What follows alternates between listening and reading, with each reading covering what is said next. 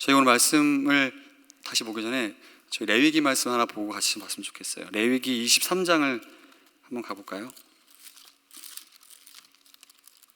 레위기 23장 26절부터 32절까지입니다. 제 성경으로는 구약성경 183페이지에 있어요. 레위기 23장입니다.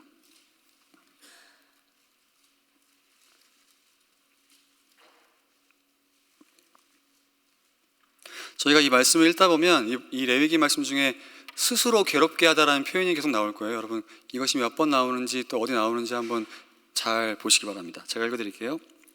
여호와께서 모세에게 말씀하여 이르시되 일곱째 달 열흘날은 속죄일이니 너희는 성회를 열고 스스로 괴롭게 하여, 여기 한번 나왔죠?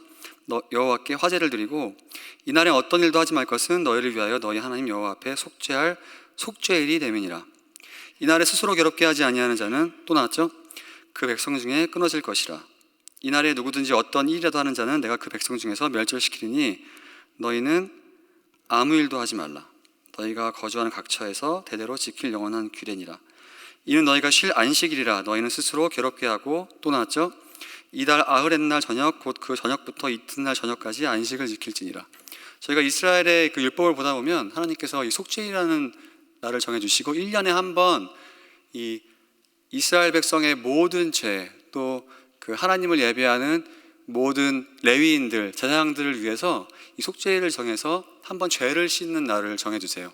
오늘 저희가 읽은 이 레위기 23장 말씀이 그 속죄일에 관한 율법입니다. 그런데 여기 보면 계속 스스로 괴롭게 하여라는 표현이 나와요. 근데 저희가 이 표현을 보면 굉장히 어렵죠. 스스로 때리라는 말인지 어떻게 괴롭게 하는지 잘 모르잖아요. 근데 보통 저희가 이것을 금식으로 이해합니다. 왜냐면 여러분, 먹지 않으면 되게 괴롭잖아요. 그래서 유대인들이 1년에 한 번 속죄일이 되면 음식을 먹지 않았어요. 금식함으로 스스로 괴롭게 하였습니다.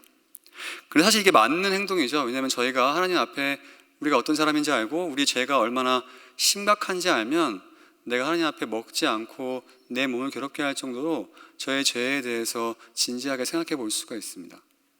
굉장히 좋은 그 경건의 모습이었던 것 같아요. 근데 비단 이스라엘 백성뿐만 아니죠, 여러분. 저희도 저의 삶에서 마음에 근심이 있고 어려움이 있고 또 저의 죄가 너무 커 보여서 하나님 앞에 부끄럽기도 하고 또 여러 가지 소원들이 있을 때 저희가 그 가운데 어떻게 하죠? 정말 음식이 넘어가지 않을 때가 있죠. 여러분 어떠십니까? 다들 그런 적 있으시죠? 좀 어떨 때 내가 음식도 물도 먹고 싶지 않고 먹고 싶지 않고 그냥 금식하면서 하나님께 기도하고 싶을 때도 있고, 또 슬픈 일이 있거나 어려운 일이 있으면 음식이 넘어가지 않을 정도로 마음이 어려워서 아무것도 먹지 않고 며칠을 지낼 때도 있습니다. 그래서 저희가 이 구약을 보다 보면 이 속죄일만 사람들이 금식했던 것이 아니라 자기의 사랑하는 사람이 죽어서 마음이 괴로웠을 때 금식하기도 했고, 또 하나님 앞에 자신의 죄를 깨닫고 정말 회개하는 마음으로 기도할 때 금식을 하기도 했고, 또 마음에 소원이 있을 때 금식을 하기도 했습니다. 그런데 오늘 본문을 보니까 예수님께서 금식에 대해서 말씀하세요. 저희가 오늘 말씀을 잘 보다 보면 저희가 예수님 시대의 금식이 어떻게 엉뚱한 방향으로 나아갔는지를 알 수 있습니다. 16절 제가 읽어드릴게요. 금식할 때 너희는 외식하는 자들과 같이 슬픈 기색을 보이지 말라. 그들은 금식하는 것을 사람에게 보이려고 얼굴을 흉하게 하느니라. 내가 진실로 너희에게 이르노니 그들은 자기 상을 이미 받았느니라. 저희가 이 마태복음 보다 보면서 계속 외식하는 것이 어떤 것인지 보았죠. 이 외식하는 것이 밖에 나가서 음식을 사 먹는 게 아니라, 그렇죠? 저희가 연기하는 것이라고 얘기했습니다.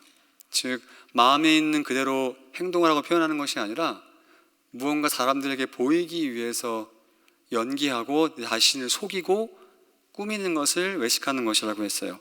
그런데 예수님 시대에 이 사람들이 금식을 하는데 여러 가지 이유로 금식을 했겠죠. 그런데 어떻게 했다고요? 사람에게 보이려고 얼굴을 흉하게 했다라고 합니다. 전혀 엉뚱한 방향으로 갔던 거죠. 제가 앞에서 얘기했듯이 이 금식이란 것이 여러 가지 다른 기도나 슬퍼하는 거나 여러 가지 행동들과 같이 할 수 있는 것이잖아요. 그런 의미에서 금식이 굉장히 특별한 것 같아요. 그럼 여러분 생각해 보십시오. 저희가 앞에서 기도에 대해서 이야기할 때 어떻게 했어요? 이 바리새인들이나 유대인들이 경건했던 사람들은 일상생활 중에 자기가 있는 곳에서 멈춰서 하루에 3번 소리내서 기도했다고 했습니다. 그렇죠? 근데 제가 만약에 금식 중에 여러분들에게 제가 금식하는 것과 제가 경건한 유대인이라 기도하는 것을 보여주고 싶으면 어떻게 하겠어요? 바로 지금 서서 기도하기 시작하겠죠. 그런데 금식하면 몸이 힘들어요, 안 힘들어요? 힘들겠죠. 그럼 제가 얼굴을 어떻게 하고 여러분 앞에서 기도하겠습니까? 막 물상을 짓고 온갖 힘든 표정을 하면서 여러분 앞에 기도하게 되겠죠. 이런 사람들이 예수님 시대에 있었다라는 거죠. 저희가 구약의 율법을 보다 보면 하나님께서 이스라엘 사람들에게 금식하라고 명령하신 구절은 저희가 방금 봤던 이 속죄일 하루밖에 없어요. 그러니까 금식은 율법으로 요구되지 않았습니다. 그런데 아까 얘기했듯이 이 금식이라는 그 행동의 특성상 다른 많은 신앙생활들과 연관돼서 나타날 수 있었는데 사람들이 이것을 엉뚱한 방향으로 갖고 가기 시작했다는 거죠. 그래서 제가 그렇게 금식하기 시작하면 어떻게 하겠어요? 제가 여러분 앞에서 막 힘든 표정을 짓고 막 기도하면 여러분 어떻게 생각하시겠습니까? 저 사람은 금식하고 또 마음에 뭐가 있나 보다 하면서 그렇죠? 막 이렇게 수근수근 되기 시작하겠죠. 근데 이 사람들이 그게 되게 좋았나 봐요. 저 사람은 경건한 사람이구나. 저 사람은 저렇게 금식하면서 자기 죄를 회개할 만큼 경건한 사람이구나 라고 사람들이 그것을 보기 시작했고 또 그렇게 하는 사람들은 그런 것을 좋아했다라는 거죠. 이 예가 저희가 복음서를 보다 보면 너무 잘 나와 있어요. 여러분 찾지 않으셔도 됩니다. 제가 읽어드릴게요. 누가복음 18장에 여러분 다 아는 말씀이세요. 누가복음 18장에 예수님께서 바리새인과 세리에 대해서 비유를 하십니다. 그런데 이게 굉장히 재밌어요. 제가 읽어드릴게요. 또 자기를 의롭다고 믿고 다른 사람을 멸시하는 자들에게 이 비유로 말씀하시되 두 사람이 기도하러 성전에 올라가니 하나는 바리새인이요 하나는 세리라.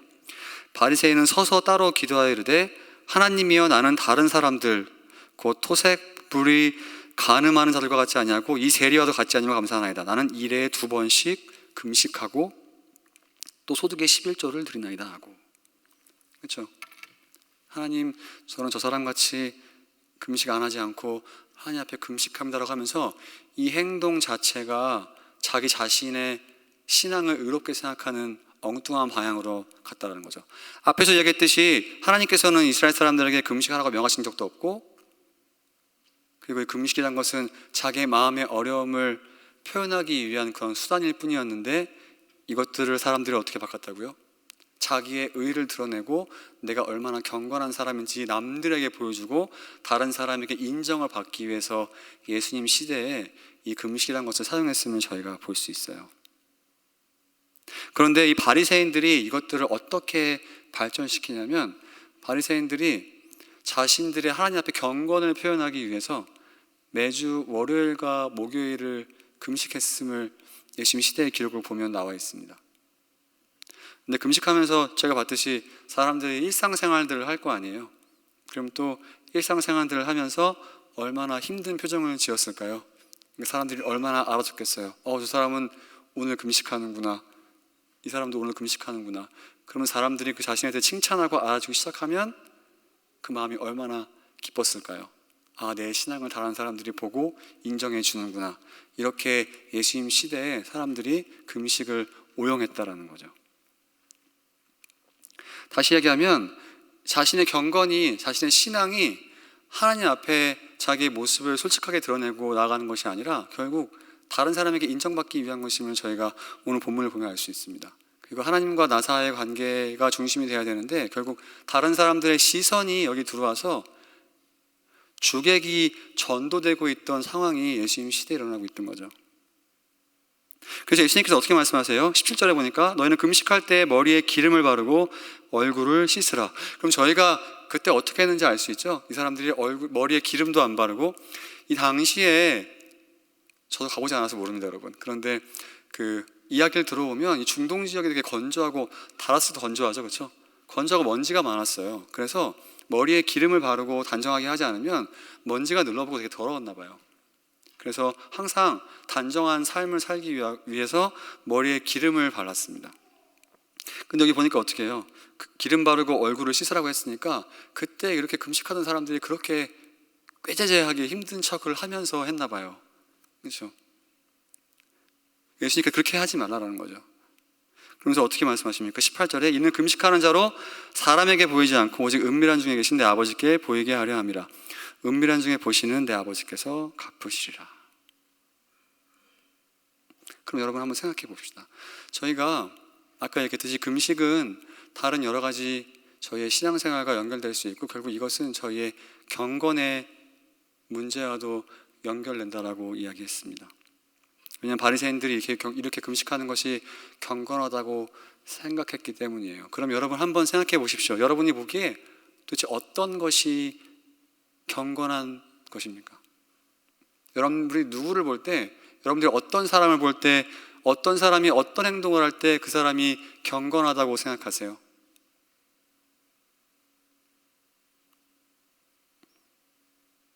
저는 경건할까요, 여러분? 우리가 신약 성경을 보면 이 경건이란 단어가 하나님을 두려워하는 것, 하나님을 존경하는 것을 대부분 경건이란 단어로 표현했음을 저희가 신약 성경을 보면 잘 나와 있어요. 그럼 여러분 이것은 외적인 것입니까? 내적인 것입니까? 그렇죠. 행동이 없는 건 아니지만 우리가 이 마음 속에서 우러나와서 해야 하는 거예요. 그런데 저희가 어떤 사람들에 대해서 이 사람은 경건하다, 경건하지 않다라고 할 때 우리가 무엇을 보고 평가를 하죠? 외적인 것을 보고 평가할 때가 참 많이 있습니다. 많은 사람들이 오해하시죠? 경건이라는 이 단어 자체가 우리가 사용할 때 경건, 신앙, 영성 이 표현 자체가 되게 추상적이에요. 그래서 우리는 이 사람이 풍기는 외모나 이 사람들이 하는 일 때문에 이 사람이 경건하고 신앙이 있고 영성이 있다라고 생각합니다. 그래서 여러분 이렇게 강례상 위에 서서 막 거룩하게 기도하고 막 축도할 때 손 들고 막 멋있죠? 막 이렇게 하면 사람들이 어떻게 생각해요? 저분은 경건한가 보다라고 생각해요. 무엇을 보고 그렇게 생각하죠? 제가 이렇게 하고 이렇게 하는 것을 보고 경건하고 생각하지만 여러분들이 제 마음을 본 적이 없으시잖아요. 그렇죠? 제 마음속에 제가 정말 하나님을 두려워하고 하나님을 존경하고 경외하는지 여러분 제 마음속에 들어와서 본 적 있으십니까? 그럼 그건 정말 누구만 아실까요? 하나님만 아시겠죠? 그런데 우리가 사람을 경건을, 영성을, 신앙을 판단할 때는 너무나 외적인 걸로 판단하기 쉽다는 거죠. 이 사람들이 빠졌던 함정이 그거 같아요. 근데 예수님께서 이런 우리의 마음을 너무나 잘 알고 계십니다. 우리가 얼마나 이 외적인 것에 속기 쉬운지를 너무나 잘 알려주고 계세요. 우리는 이 신앙이라는 것을, 경건이라는 것을, 영성이라는 것을 되게 수학 공식처럼 만들고 싶어 할 때가 참 많이 있습니다. 또 이렇게 얘기하면 굉장히 추상적이죠, 여러분. 근데 한번 예를 한번 들어볼까요? 저는 이렇게 솔직하게 말씀드리는 겁니다. 되게 부끄러워요, 사실. 근데 저는 혼자 조용히 기도할 때가 기도도 잘 됩니다. 그러니까 제가 여러분께서 막 같이 송송 기도하는 걸 싫어하고 그런 건 아니에요. 근데 저는 혼자 조용히 아무도 없을 때 그냥 기도하거나 이렇게 밖에 나가서 조용히 걸으면서 기도할 때가 제일 기도가 잘 돼요. 집중하기가 되게 좋습니다. 그런데 이렇게만 기도하다 보면 그것도 기도 잘 될 때가 되게 많아요, 여러분. 자랑하는 건 아닙니다. 근데 잘 될 때도 많고 되게 막 이렇게 그럴 때가 많아요. 그런 느낌적인 느낌이 들 때가 많습니다. 그러면 제가 이제 이런 행동에 매이기 시작해서 이런 행동을 하기 시작하는 거죠. 그런데 누가 물어봐요. 막 목사님 어떻게 기도하십니까? 물어보면 저는 이렇게 하면 기도가 잘 돼요 라고 하면 또 그 사람이 저희가 얘기하는 걸 듣고 또 그걸 따라하고 또 보면서 저에게 며칠 뒤에 와서 저도 그렇게 하면 잘 되네요, 목사님 맞아요 라고 하면서 제 마음에 엉뚱한 생각이 들기 시작하냐면 제가 사실 그렇게 기도하는 건 제가 하나님과 관계를 맺고 싶고 하나님을 사랑하는 마음에서 기도를 시작했지만 이렇게 그 관계 가운데 다른 사람들의 시선과 칭찬과 관심이 끼어들기 시작하면 제 마음속에 어떻게 가냐면 역시 기도는 그렇게 해야지 라고 가게 되면서 다른 사람도 그렇게 기도하게 만들고 싶고 여러분 그렇게 기도하지 마시고 저처럼 하십시오 라고 하게 됩니다. 그게 누가 했던 행동이라고요? 오늘 바리새인들이 했던 금식하는 이런 방법과 너무 똑같다라는 거죠. 근데 비단 기도뿐만이 아니죠, 여러분. 저희가 눈으로 보는 것으로 다른 사람의 경건을 판단하면서 이렇게 공식화시키고 싶어 할 때가 너무나 많아요. 저는 프리텍스로 11조를 합니다. 하십시오. 저는 애프텍스로 하십니다. 여러분 양심에 맞게 하십시오. 근데 우리의 문제는 뭐예요? 그거를 너무 자랑스럽게 생각하고 싶고 남들에게 인정받고 싶고 다른 사람도 그렇게 만들고 싶어요. 왜냐하면 나한테는 그게 맞는 신앙의 모습 같거든요. 저는 꼭 하루에 성경을 10장씩 읽습니다. 그렇게 하십시오. 근데 문제는 뭐예요? 본인과 하나님 관계에서 그렇게 하면 좋지만 남들도 그렇게 해야 될 것 같고, 그렇게 안 하면 나만큼 신앙이 좋은 것 같지 않고, 또 내가 그렇게 하는 관심이 하나님과 나 사이의 관계를 생각하는 것이 아니라 다른 사람을 판단하고 다른 사람을 나처럼 만들고 싶어하는 것에 그런 관심들이 우리가 간다는 거죠. 그뿐이 아니죠. 여러분 어떻습니까? 교회에서는 옷을 어떻게 입어야 하는지, 예배 드릴 때 어느 자리에 앉아야 하는지, 찬양할 때 손을 들어야 하는지 말아야 하는지, 일어서야 되는지 앉아야 되는지, 우리가 이런 것들로 너무나 남들의 경건을 쉽게 판단하고 결정한다라는 거죠. 그러면서 어떻게 해요? 내가 하는 것들, 내가 잘하고 있는 것들에 집중해서 이런 것들을 공식화시키고 싶고 정형화시키고 싶고, 이런 경건을 나 혼자 하나님과 관계사에서 하는 것이 아니라 남들에게 강요하고 규격화시키고 싶어 한다는 거죠. 그것이 오늘 바리새인들이 했던 행동이라는 겁니다. 그럼 더 이상 내가 하나님을 사랑해서 했던 행동이 어디로 가는 거죠? 나의 의를 드러내고 다른 사람이 이것에 대해서 칭찬하고 관심 가는 쪽으로 간다라는 겁니다. 왜 그렇습니까, 여러분? 왜냐하면 우리가 하나님께로 오는 칭찬을 인지하기가 너무 어려워요. 때로는 그게 시간이 굉장히 오래 걸리고 우리가 바로바로 깨닫기가 어렵습니다. 그런데 사람들이 우리를 알아봐주고 칭찬해주는 것은 바로 딱 결과가 나오죠. 그렇죠? 옆에서 여러분 어떻게 그렇게 기도하세요? 어떻게 성경을 많이 보십니까? 어떻게 그렇게 일어나서 찬송하실 수 있으세요? 어떻게 그렇게 헌금을 많이 하십니까? 이런 반응들이 우리에게 올 때 이런 칭찬들이 바로바로 온다는 거죠. 너무 좋은 거죠. 근데 예수님께서 오늘 어떻게 말씀하시죠? 그들은 그들의 상을 이미 받았다라고 말씀하십니다. 그럼 우리가 하나님께서 오는 상을 기대할 수 있을까요? 없을까요? 없다는 거죠. 이런 예가 제가 성경을 보다 보면 너무나 참 많이 나와 있습니다.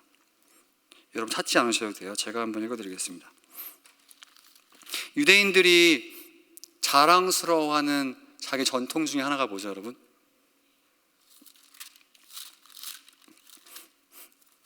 제가 누구랑 이야기하고 있죠? 할례입니다. 그렇죠, 여러분?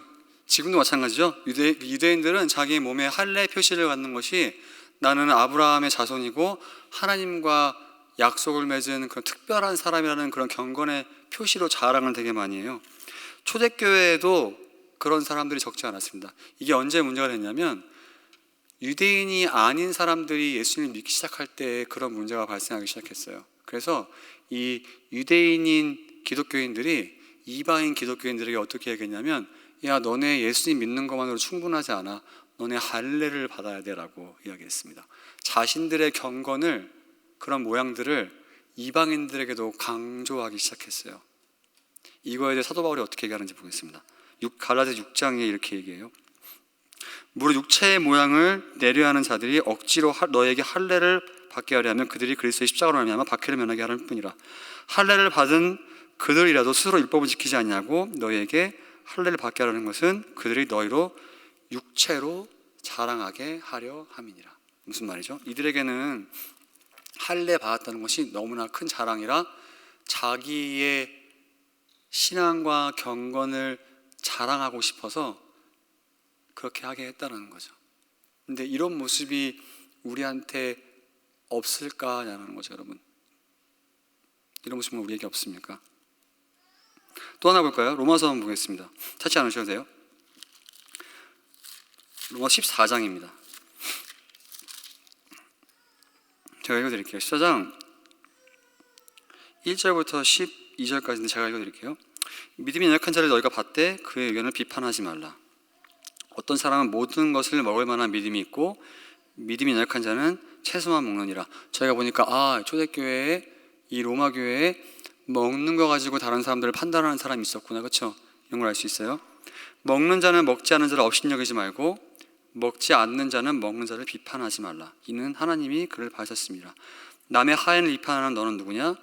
그가 서 있는 것이나 넘어지는 것이 자기 주인에게 있음에 그가 사용을 받으리니 이는 그들이 세우시는 권능이 주께 있습니다. 그렇죠? 지금 우리가 서로 경건의 모양을 가지고 비판할 때 우리의 주인이 하나님인데 네가 왜 주인처럼 나를 비판하냐라고 말씀하시는 거예요. 어떤 사람은 이 날을 전날보다 낮게 여기고 어떤 사람은 모든 날을 같게 여기나니 각각 자기 마음으로 확정하시니라.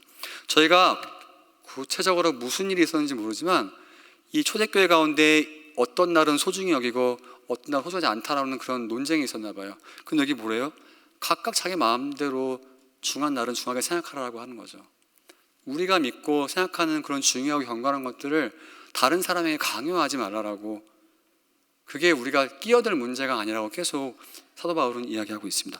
오늘 금식 논쟁과 다르지 않다라는 거죠. 그럼 여러분, 우리가 우리의 경건이 도대체 어떻게 어디로 가야 하는지 한번 생각해 볼 필요가 있습니다. 우리가 신앙생활을 하면서 이 신앙생활이 우리가 하나님을 사랑하는 모습들이 여러 가지 행동으로 참 나올 때가 많이 있어요. 그런데 그런 것들이 과연 우리가 어디로 가냐라는 거죠.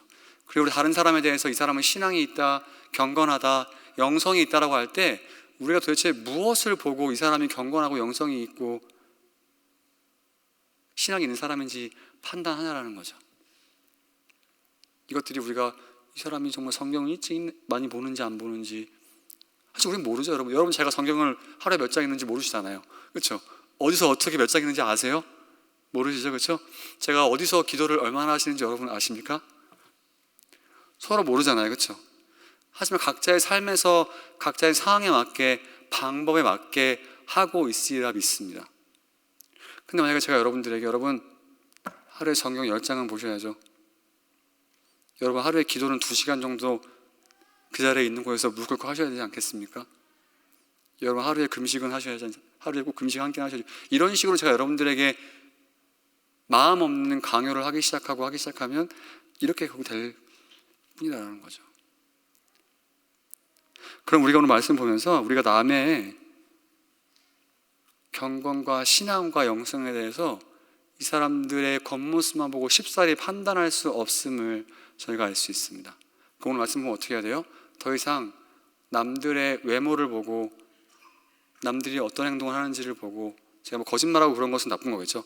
그런 게 아니라면 우리가 이 사람들을 지레짐작해서 이 사람들이 신앙이 있다, 신앙이 없다, 봉사를 많이 하면 신앙이 좋고 찬양할 때 손을 들고 일어나서 하면 신앙이 좋고, 이런 것들에 더 이상 속지 말자라는 거죠.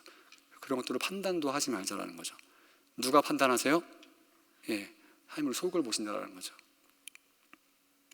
또 하나 어떻습니까, 여러분? 우리가 우리의 신앙의 모습을 남들에게 강요하고 있지 않나 생각해 볼 필요가 있어요. 내가 언제 기도하는지, 내가 성경 하루에 몇 장 보는지, 내가 어떤 봉사를 하는지, 나는 말씀 볼 때 어떻게 하는지, 나는 큐티를 어떻게 하는지, 나는 헌금을 어떻게 하는지, 이런 것들 여러분 신앙에 맞게 자유롭게 하십시오. 근데 우리가 이것을 나와 하나님 사이의 관계에 생각하지 않고 다른 사람을 끌어들이기 시작해서 이런 행동들을 정당화시키고 공식화시키고 남들에게 강요하기 시작할 때 오늘 이 금식하는 사람들이 빠졌던 그런 외식의 문제에 우리가 똑같이 빠지게 된다라는 겁니다. 여러분의 신앙의 모습을 다른 사람들에게 강요하지 마십시오. 여러분들의 영성을, 여러분들의 경건을 다른 사람들에게 강요하지 마세요. 여러분들만 특별하지 않습니다. 저도 마찬가지죠. 저만 하나님 특별하지 않죠. 그것을 우리가 기억할 필요가 있습니다. 또 하나 어떻습니까, 여러분? 나의 경건과 신앙의 목적이 어디에 있는지 계속 생각해 봐야 합니다, 여러분. 우리가 말씀을 읽는 것에 습관이 들기 시작하고 기도하는 것에 습관이 들기 시작하고 우리가 하나님께 물질을 드리는 것이 습관이 되고 또 이 교회에서 필요한 것에 따라 봉사하는 것이 습관이 되기 시작하면 이것이 스스로의 경건을 보장해 준다라고, 스스로의 신앙을 보장해 준다라고 생각할 때가 참 많이 있습니다. 왜냐하면 이게 내 공식 같고 눈에 보이거든요. 사람들이 이걸 알아주고 칭찬하기 시작하거든요. 바리새인도 일주일에 2번씩 금식했다고 했죠. 근데 예수님께서 뭐라고 하세요? 사람들이 알아주기 시작하고 나 스스로 정당화시키기 시작하면 우리 상을 이미 받았다라고 이야기합니다. 마음 모시는 하나님께서 어떻게 하신다라고 해요? 오늘 말씀 보면 내 아버지께서 은밀한 중에 보시니까 하나님께서 갚으실 것이라고 합니다. 그럼 여러분 한번 곰곰이 생각해 보십시오. 내가 다양한 방법으로 하고 있는 경건의 연습과 신앙의 모습들과 그런 봉사의 모습들이 과연 내 마음에서 우러나서 하나님 앞에 정직하게 1대1로 하고 있는 것인지, 아니면 내가 이걸 하면 내 신앙이 좋다라는 것을 표현하고 싶고 증명하고 싶고 남의 칭찬을 받고 싶어서 하는 것인지를 여러분 스스로 하나님 앞에 물어보셔야 합니다. 제가 여러분들에게 봉사 많이 하셔서 신앙 좋으시겠어요? 이렇게 얘기해봤자 그것은 아무 유익이 여러분들에게 없어요. 여러분 헌금 참 많이 하십니다. 기도 참 많이 하시네요. 여러분 앞자리에 앉으셔서 좋습니다. 성경 참 많이 모시네요. 이런 것을 제가 여러분들에게 말씀을 드린다고, 여러분 주변 사람들이 여러분들에게 말해준다고 해서 그것이 하나님께서 여러분들을 그렇게 보신다라고 확증해 줄 수가 없습니다. 왜냐하면 여러분들 마음을 제가 잘 모르기 때문이에요. 하나님만 아시기 때문입니다. 마지막은 어떨까요, 여러분? 저희가 우리의 신앙을 자꾸 다른 사람들과 비교를 할 필요가 없습니다. 흔히 사람들이 어떤 신앙에 좋은 롤모델이 있고 이 사람을 닮아가기 원해요. 우리가 예수님을 닮아가고 예수님을 닮아가야 되는데 흔히 우리의 목표는 굉장히 낮습니다. 그래서 내가 볼 때 경건하고 좋은 사람들을 목표로 딱 셋을 해놓고 이 사람처럼 되고 싶어하는 그런 성향이 참 많이 있습니다. 그래서 저 사람들처럼 못하면 내 신앙이 없다라고 생각할 때가 참 많이 있어요. 근데 우리가 오늘 말씀 보면 그럴 필요가 없다는 거죠. 왜냐하면 그 사람의 마음을 우리가 모르잖아요. 그 사람의 중심을 우리가 모르죠.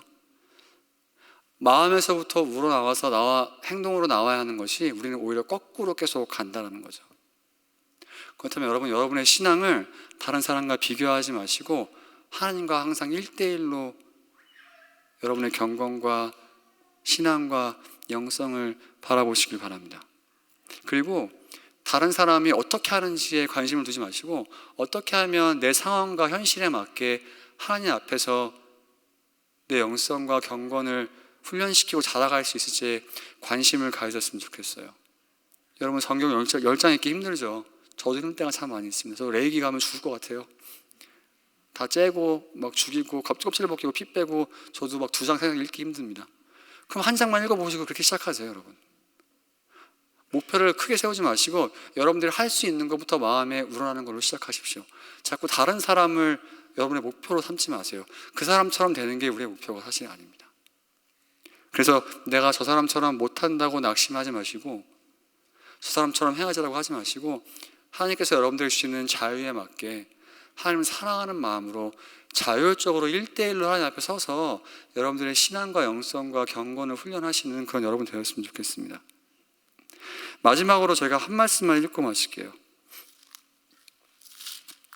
요한복음 여러분 다 아는 말씀이세요. 찾지 않으셔도 됩니다. 제가 읽겠습니다.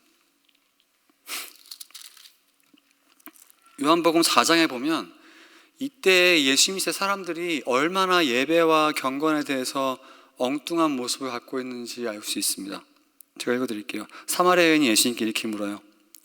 우리 조상들은 이 산에서 예배했는데 당신의 말은 예배할 곳이 예루살렘에 있다 하더이다.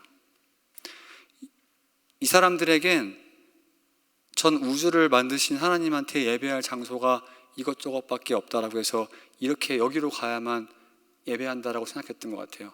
근데 예수님께서 이렇게 말씀하십니다. 예수께서 이르시되 여자여 내 말을 믿으라. 이 산에서도 말고 예루살렘에서 말고 너희가 아버지께 예배할 때가 이르리라. 그러면서 뭐예요? 하나님은 영이시니 예배하는 자가 영과 진리로 예배할지니라. 얼마나 우리에게 자유를 주는 말씀입니까, 여러분? 예배는 아침 9시에 양복을 입고 비포텍스 10%를 가지고 나와서 맨 앞자리에 성경을 끼고 나와서 예배 드리셔야 하는 예배하는 겁니다. 이렇게 예수님께서 얘기하지 않으신다는 거죠. 어떻게 예배한다고요? 영과 신령과 진정으로 예배해야 한다는 거죠. 우리에게 얼마나 이것이 다양한 모습으로 상황에 맞게 나타날 수 있을까요, 여러분? 우리의 경건을 한번 생각해 보십시오, 여러분. 우리의 신앙과 경건의 모양이 사람들에게 인정받기 위한 모습입니까? 아니면 나의 만족을 위한 모습입니까? 아니면 내가 하나님을 사랑하는 마음에서 우러나온 남들을 알아주지 않아도 내 마음에서 하나님을 사랑하기 위해서 아둥바둥 대고 있는 그런 하나님 보시기에 기뻐하는 그런 간절함이 있는 그런 마음입니까, 여러분? 그런 것들 한번 생각해 보시고, 혹시 내가 나의 경건을 기준으로 삼아서 다른 사람을 판단하고 강요하고 있지 않나 곰곰이 생각해 보시고, 우리가 경건의 모습을 엉뚱한 게 나타나는 것이 아니라 속을 보시는 하나님을 두려워하고 경외하는 마음으로 자연스럽게 다양한 모습으로 삶 가운데 풍성하게 나타날 수 있기를 주님의 이름으로 축원합니다. 기도하겠습니다.